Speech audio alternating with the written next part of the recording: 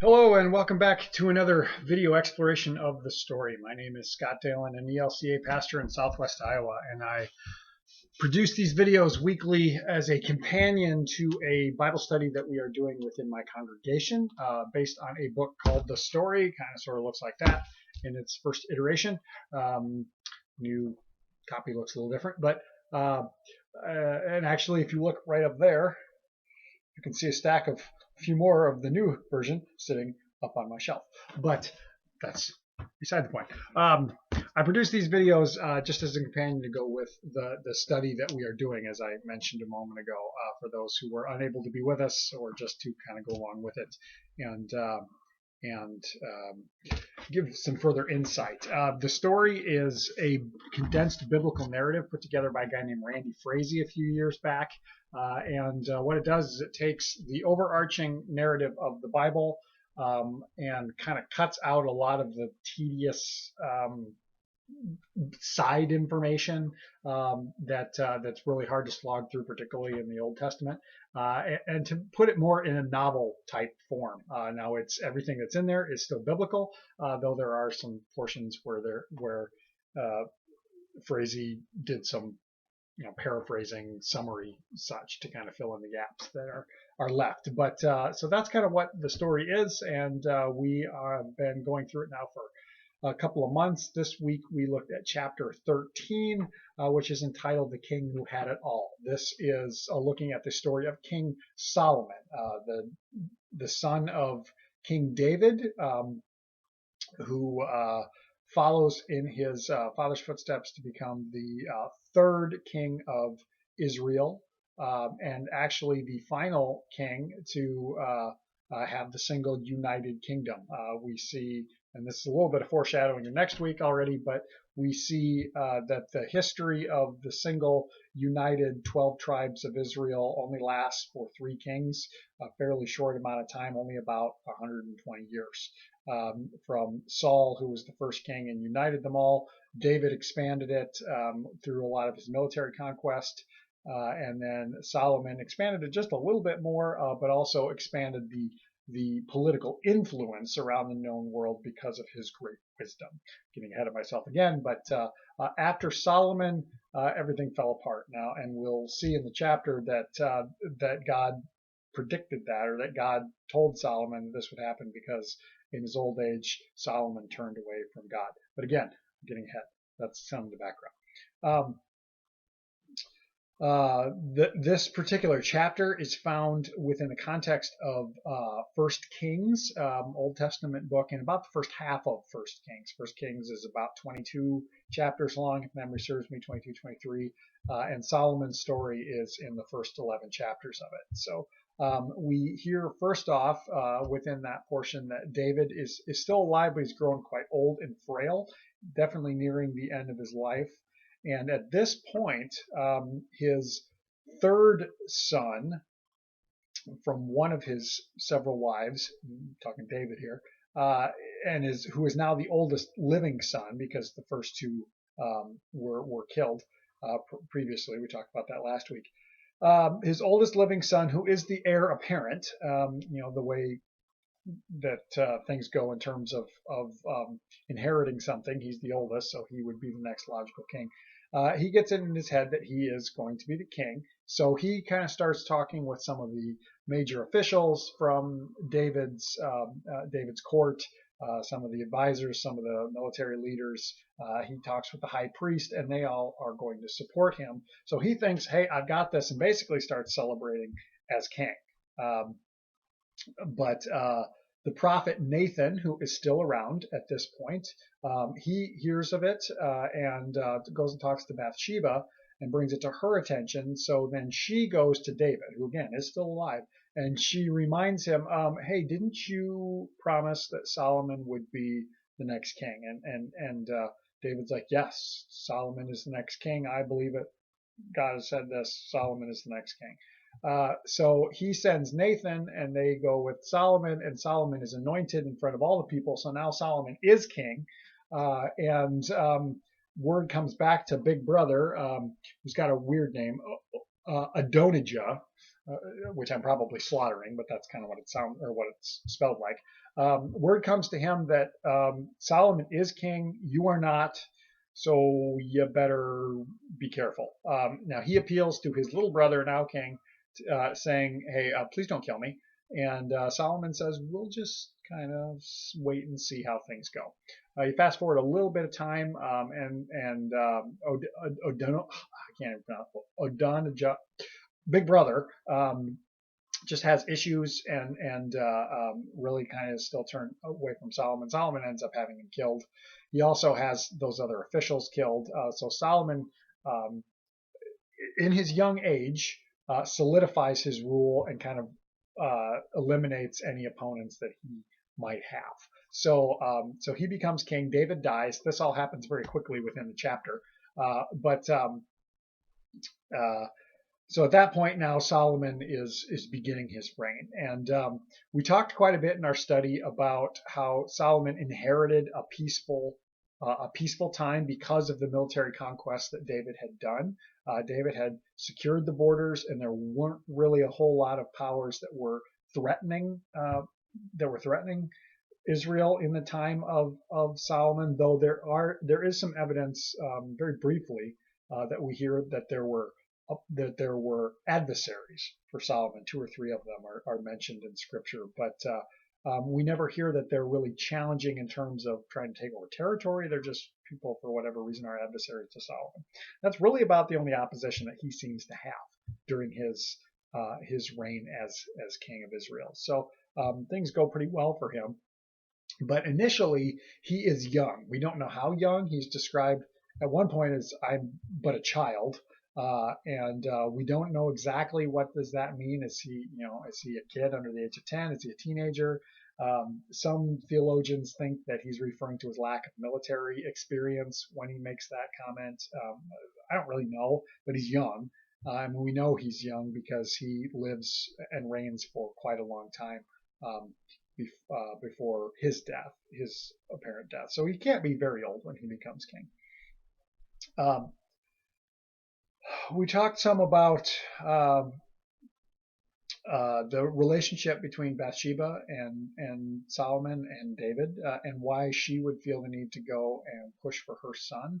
We've seen this sort of thing before when some of the important biblical figures have multiple wives and therefore multiple kids.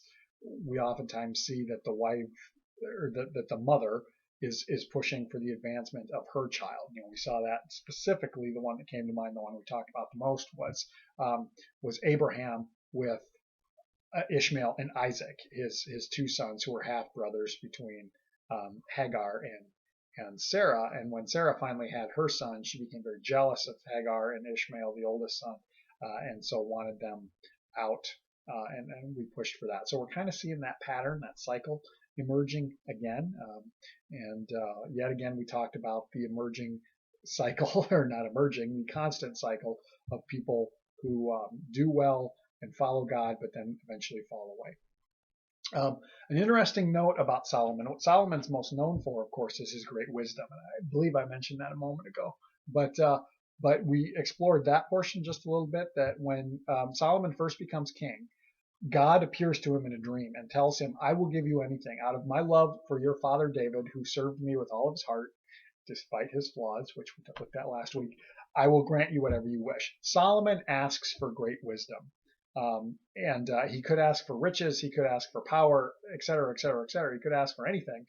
He asked God for wisdom. And what we looked at and discussed was Solomon looks for wisdom because he recognizes the immense pressure, the immense responsibility that he has as king. He is called upon to guide and lead God's people. Oftentimes we hear references later on in the scripture about the shepherds of Israel. Well, that's referring to the kings. He knows that it's his job to care for the people. And so he asks for great wisdom. God is so happy with him that he says, "I will grant it to you. And in addition, I will give you the riches and the power that you didn't ask for, but as a reward for this." Now, the wisdom of Solomon is on display in many different ways. The chapter features several pages of Proverbs, excerpts from the book of Proverbs, which Solomon is thought to have written out of his wisdom. And in addition, there's an episode, we want to call it that, little snippet of story, when two women come to Solomon. Each had had a baby. One of the babies died, and there's a dispute between them because they're both claiming the living child as their own.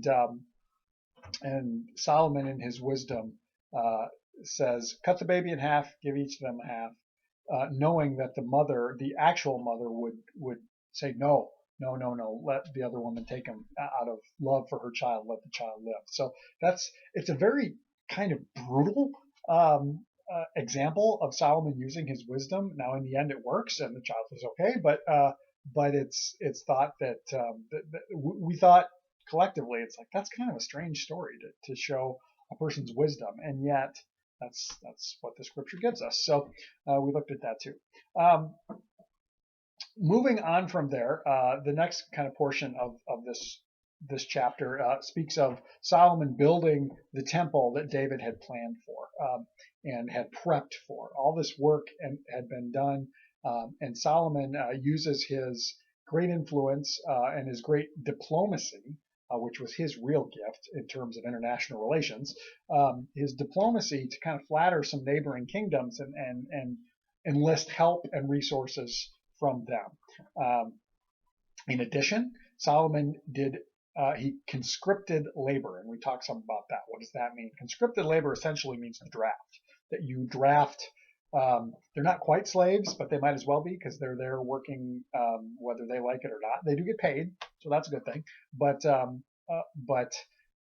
they are there whether they like it or not. And so Solomon recruits a humongous labor force, like 180,000 people, who work on the temple. And the temple's not very big. There's plans for it that are listed, but it's really not a very large structure. It's tall. It's like 3 stories tall, but overarching, it's not real huge. And but it takes 7 years to build it, and because of the ornate detail that they're putting into it, and the stonework and the metal work and everything else that's going into it. So we see finally that the temple is built. Which is good because that centralizes worship, and God is pleased with that. The presence of the Lord comes into the temple. And this is a side note, something I forgot about before. The only real flaw that we see early on with Solomon, and it's just kind of almost a throwaway comment. We hear that he worships and makes sacrifice in the high places, which breaks a rule going back to Deuteronomy and Moses of worship will be centralized. Everyone will come together in one central place to worship, and that was the tabernacle for the people. So when Solomon goes off to these high places, we don't know if he's worshiping other gods or not. It doesn't say that. It's certainly possible that he was. A lot of different historical information kind of points towards Solomon definitely not being faithful to God alone throughout his lifetime, and we'll see that in the latter part of the chapter. But thinking perhaps that went on beforehand as well. But that's the one issue that he has initially, and God's not happy about that. But then later on, Solomon builds the temple, and it's dedicated. And once again, Solomon tells the story of the people and says, "This is where you will come to worship, and the presence of the Lord is there in the cloud." And it's a wonderful time. Now, here's the side note, and something that's not necessarily listed in the story itself, is following the building of the temple, which took 7 years.